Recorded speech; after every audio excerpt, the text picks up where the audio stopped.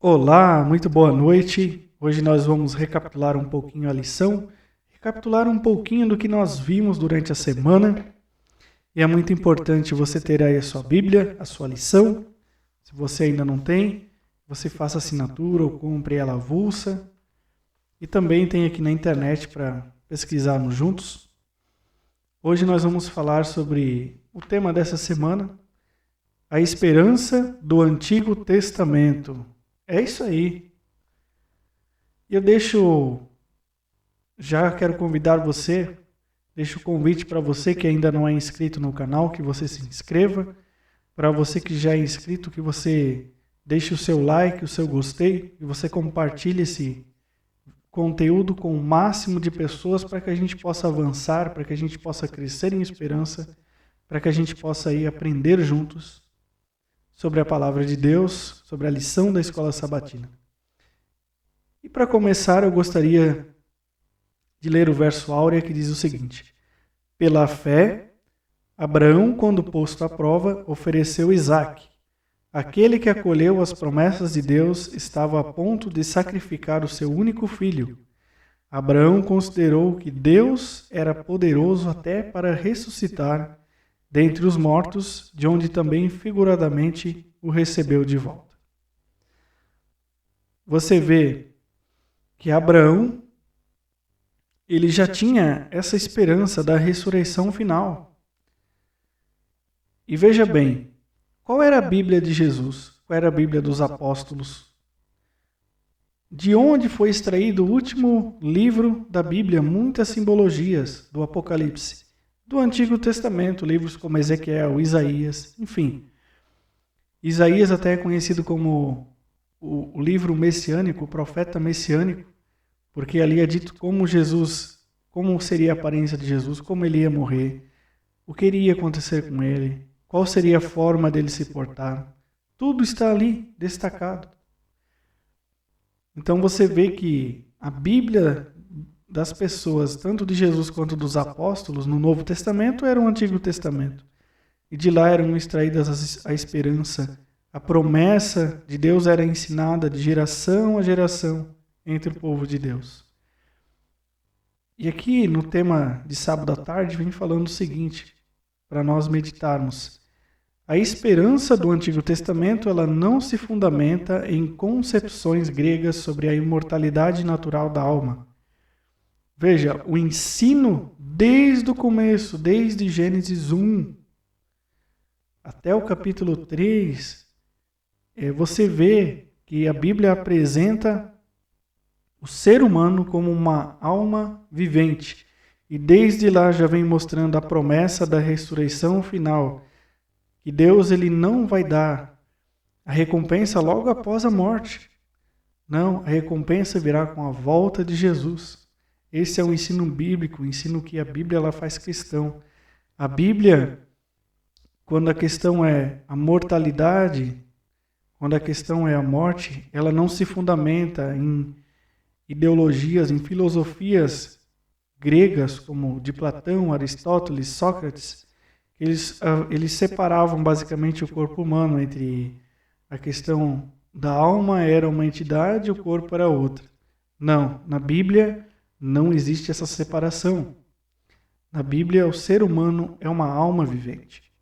Nós vimos isso no outro estudo, nos outros temas das semanas anteriores.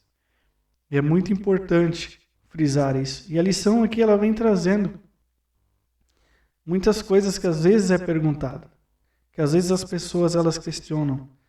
Como é que pode ser uma pessoa que foi cremada, uma pessoa que foi consumida, porque existem tribos canibais? Como é que Deus fará para basicamente trazer à vida esse corpo? Bom, Deus ele é capaz. Deus ele é como Criador soberano, é possível sim ele criar e recriar as coisas a partir do zero ou a partir de algum ponto de identidade. E essas perguntas elas envolvem, a questão sobre o mistério da vida. E a Bíblia aqui ela vem falando o seguinte, a lição. ela fala o seguinte: essas perguntas elas nos levam a refletir sobre o mistério da vida. Estamos vivos e desfrutamos a vida que Deus graciosamente nos concede todos os dias. Mesmo sem entender a origem sobrenatural da vida, é citado esses textos aqui, Gênesis 1, Salmo 33, 6. Então Deus foi capaz de criar a vida na terra pela primeira vez do nada. O latim ex nihilo. Por que duvidar de sua capacidade de recriar a vida humana e restaurar a sua identidade original? Poxa, se Deus ele é capaz de basicamente criar todas as coisas do nada, criar o nosso planeta aqui, a Terra no começo, como está descrito lá em Gênesis 1, ela era sem forma e vazia. Por que Deus então ele não seria capaz de então recriar, trazer a vida aquelas pessoas que foram cremadas, aquelas pessoas que foram, digamos assim, consumidas pelos canibais, ou as cinzas foram jogadas no mar? Por que Deus ele não poderia trazer a vida? Entende? Isso é algo que nós devemos refletir. Se Deus foi capaz de trazer, de criar um planeta do nada, por que ele não seria capaz, então, de recriar a vida, de trazer a vida novamente? Deus é capaz, ele é soberano, e ele é capaz de recriar o ser humano, restaurar, né, com a sua identidade original. E você vê aqui no tema já de domingo, Jó estava sendo afligido, amigos acusando ele, dizendo que tudo estava acontecendo por causa do pecado dele. A gente vê muitas vezes, como vem citando aqui na lição, o justo, a pessoa que se esforça ao máximo para ser honesta, ela muitas vezes sofre, e você vê muitas vezes o injusto, aquele que só causa mal, aquele que é desonesto, prosperando. A vida ela não é justa. E muitas vezes nós não colhemos o que plantamos. Muitas vezes a gente acaba não conseguindo colher aquilo que estamos plantando. Mas mais cedo ou mais tarde, Deus trará luz sobre todas as coisas. E Jó ali estava no meio dessa aflição, no meio dessas circunstâncias, e ele declara que ele ia ver a Deus. Ele afirmou que, embora ele morresse, um dia ele veria o seu Redentor. Ele veria Deus em sua carne. Isso é um vislumbre. Você vê já desde o Antigo Testamento a promessa da ressurreição final. No livro de Jó, nós vimos ali também Abraão, o patriarca Abraão, que acreditava, mesmo que ele chegasse à morte, ele sabia que tinha um Redentor. E um dia ele veria esse Redentor, face a face. Você vê o tamanho da fé dessa pessoa. E é uma esperança gloriosa, uma esperança que ela deve aquecer o seu coração, aquecer você. Mesmo que tenhamos doenças, problemas econômicos, tenhamos reprovação social, mesmo que a gente acabe morrendo por alguma circunstância, nós temos essa promessa de ressurgir no último dia. Como disse ali Marta, ela também tinha essa esperança. Eu sei que ele há de ressurgir na ressurreição do último dia, falando sobre Lázaro que havia morrido. Você vê o paradoxo entre o Antigo e o Novo Testamento. Por que o pessoal do Novo Testamento tinha essa ideia? Os discípulos? Porque é uma promessa vinda desde o Antigo Testamento, desde Gênesis capítulo 3, versículo 15. Deus já havia dado essa promessa. A gente vê a fé dessas pessoas, incrível.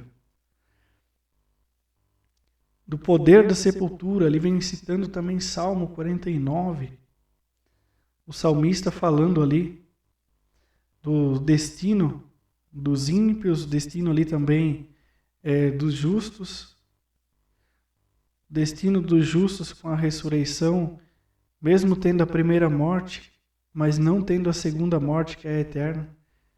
A esperança de ressurreição, a esperança de salvação. Olha só que fantástico, que incrível essas promessas. Você vê ali mais uma vez retratada a esperança, a certeza da ressurreição final, a ressurreição futura.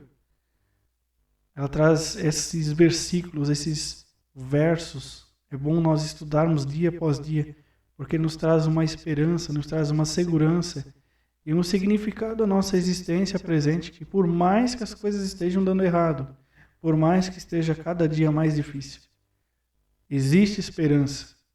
Ainda existe esperança, ainda a graça, a porta da graça está aberta. E se nós buscarmos a Deus de todo o coração, assim como o salmista, no Salmo 49, nós teremos essa esperança da ressurreição final. Das profundezas da terra, novamente, ali em Salmo 71, o salmista ali novamente falando, em meio às provações, o salmista ele encontrou esperança, ele encontrou segurança, consolo, ao ele relembrar essa promessa, essa esperança do cuidado dele no passado e também o cuidado em especial no futuro, que Deus sustentou ele desde o nascimento, até mesmo quando saiu do ventre, antes mesmo de ter saído do ventre, Deus tem sustentado. E através dessa esperança, ele reafirma que há uma esperança no futuro, uma ressurreição futura. Você vê que fantástico. Seus mortos viverão, quarta-feira. Ali vem falando sobre a questão do contraste entre os que vão receber a vida eterna e os que não vão. Você vê sobre o destino dos ímpios que vão morrer a primeira morte e sofrerão então o juízo da segunda morte, que é a morte eterna.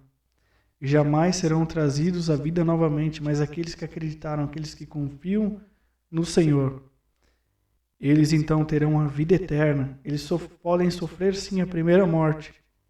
A nossa morte, que infelizmente por causa do pecado, né, diz que toda alma que pecar, essa morrerá. Então, infelizmente, por causa do pecado, todos nós estamos condizentes a morrer.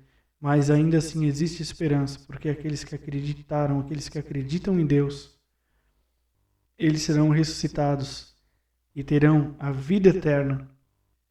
E aqui você vê o contraste entre os ímpios e os justos, entre aqueles que acreditaram e aqueles que não acreditaram. Irmão, nós podemos viver uma vida toda contrária a Deus, achar que estamos indo bem, prosperando, mas um dia nós veremos que servir ao Senhor é o que realmente vale a pena.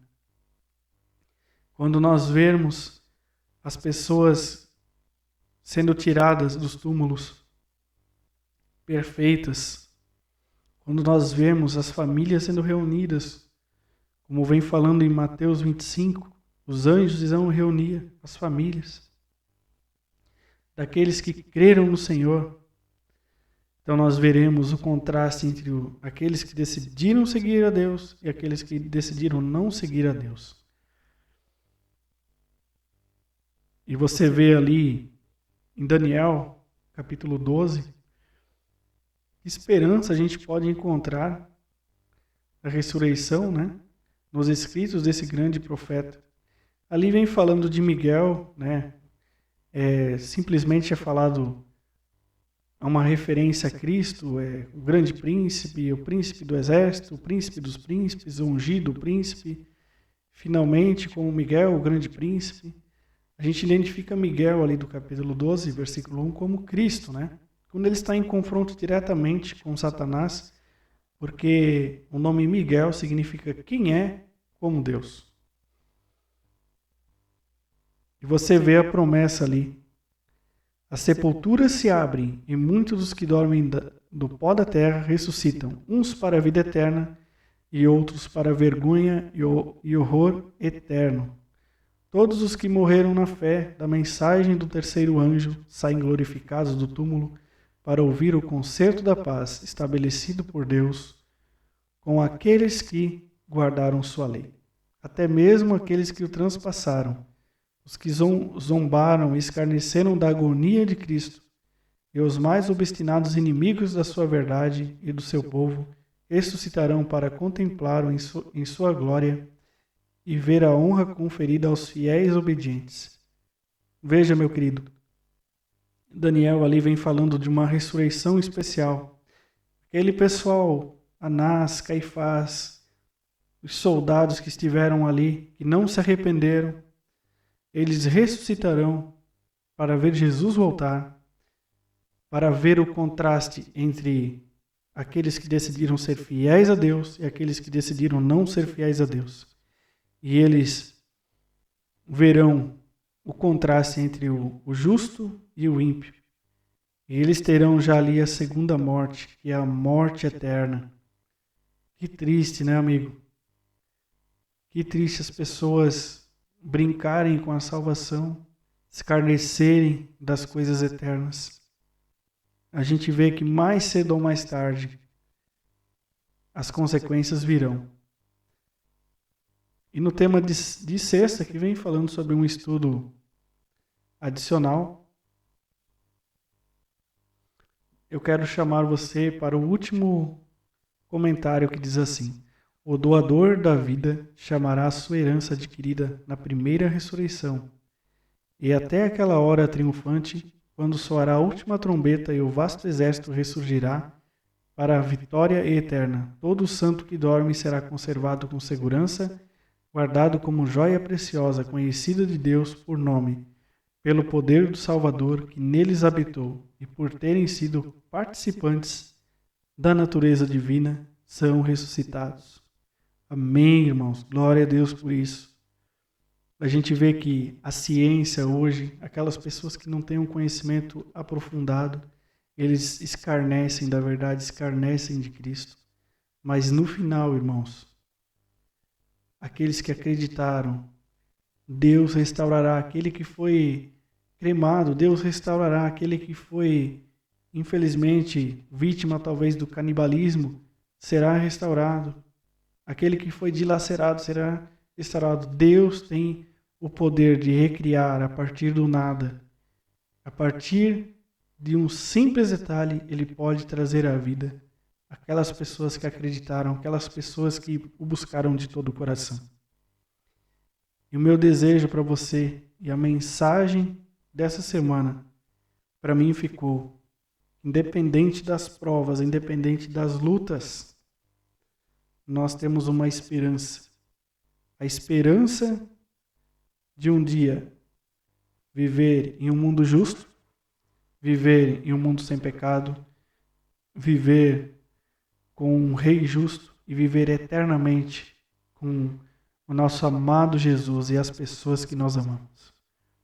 Que a alegria, que a graça de Cristo encha teu coração com essa esperança e que você possa crescer em graça. Compartilhe esse estudo com o máximo de pessoas para que a gente possa crescer em graça, crescer em conhecimento. E você vê o estudo tratando de uma ressurreição de corpo físico. Nenhuma entidade separada do corpo. Não. O homem, ele é uma alma vivente, ou seja, ele é a própria alma, ele é a alma vivente, ou seja, ele é um ser físico, não é um ser imaterial, é um ser físico. Ele não é um ser que vive vagando depois da morte. Você sabe que essa ideia de imortalidade da alma foi uma estratégia diabólica para para tentar enganar o ser humano que não existe pecado, para tirar a promessa de um Salvador. para tirar a promessa de uma vida melhor, de um futuro melhor, e principalmente para fazer com que as pessoas sejam alienadas de Deus. Pela nossa natureza, nós não queremos as coisas de Deus, mas o inimigo inventa mais uma coisa para a gente ficar ainda mais alienado, a imortalidade da alma. E você vê como Deus tem trabalhado desde a queda de Adão e Eva. Deus tem buscado seus filhinhos. Deus tem corrido atrás, levando esperança, a esperança da salvação eterna em Cristo Jesus. Não existe nada mais bonito, irmão, do que saber que um dia, por mais que tenhamos passado por várias lutas, nós teremos uma vida eterna ao lado de quem mais nos ama, do lado de quem mais nos quer bem, que é o nosso Salvador e Redentor, Cristo Jesus. Que essa alegria, que essa graça encha seu coração e que possamos crescer em graça a cada dia. Forte abraço aí para você, um feliz sábado e que a graça de Cristo possa encher o teu coração de alegria. Um grande abraço para você.